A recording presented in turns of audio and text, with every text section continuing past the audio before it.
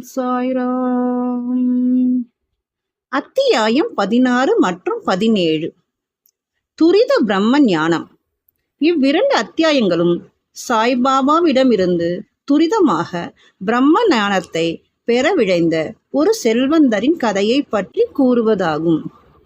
முன்னுரை.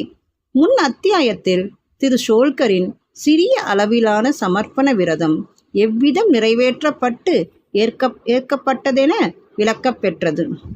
அன்புடனும் பக்தியுடனும் அளிக்கப்படும் எத்தகைய சிறிய பொருளையும் பாராட்டுதல்களுடன் ஏற்றுக்கொள்வார் என்று அக்கதையின் வாயிலாக சாய்பாபா அறிவுறுத்தினார்.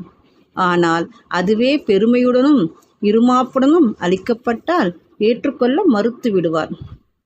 தாமே சச்சிதானந்தத்தினால் சித்து ஆனந்தம் முழுமையும் நிரம்ப பெற்றிருந்தமையால் வெறும் புறச்சம்பிரதாயங்களை அவர் பெருமளவு லட்சியம் செய்ததில்லை. அடக்க ஒடுக்கத்துடனும் பணிவான உணர்வுடனும் ஒன்று சமர்ப்பிக்கப்படுமானால் அதை அவர் வரவேற்று பேரார்வத்துடன் மகிழ்ச்சியுடனும் ஏற்றுக்கொண்டார்.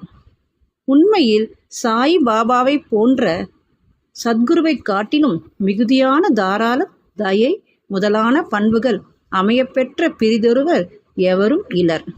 அவரை சிந்தாமணி கல்லுக்கோ, அதாவது நினைத்தவை அனைத்தையும் தரும் ஒரு அரும் பொன்மணி கல்பக தருவிற்கோ, அதாவது விருப்பங்களை ஈடேற்றும் தெய்வீக மரம் காமதேனுவிற்கோ, விருப்பங்களை ஈடேற்றும் தெய்வீக பசு ஒப்பிட முடியாது.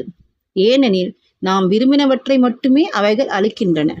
ஆனால் சத்குருவோ கருதற்கு இயலாத, ஆராய்ந்து அறிதற்கு இயலாத மெய்ப்பொருளாம் விலை மதிப்பற்ற பொருளை நமக்கு நல்குகிறார். இப்போது சாய்பாபாவிடம் வந்து தனக்கு பிரம்ம ஞானம் அளிக்க வேண்டுமென்று மண்டாடி வேண்டிக் கொண்ட ஒரு பணக்காரரை சமாளித்து எப்படி அனுப்பி வைத்தார் என்னும் கதையை கேட்போம்.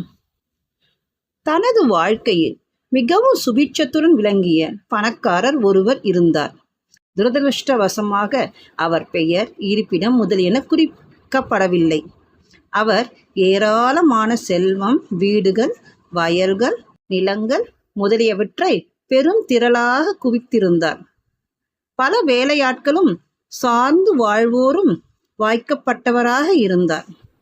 பாபாவினது புகழ் அவர் செவிகளை எட்டிய போது அவர் தனது நண்பர் ஒருவரிடம் தனக்கு எவ்விதமான பொருளும் தேவை இருக்கவில்லை என்றும், எனவே அவர் ஷீரடிக்கு சென்று பாபாவிடம் பிரம்ம ஞானத்தை அருளும்படி வேண்டப் போவதாகவும், அங்கனம் அதை அவர் பெற்றால்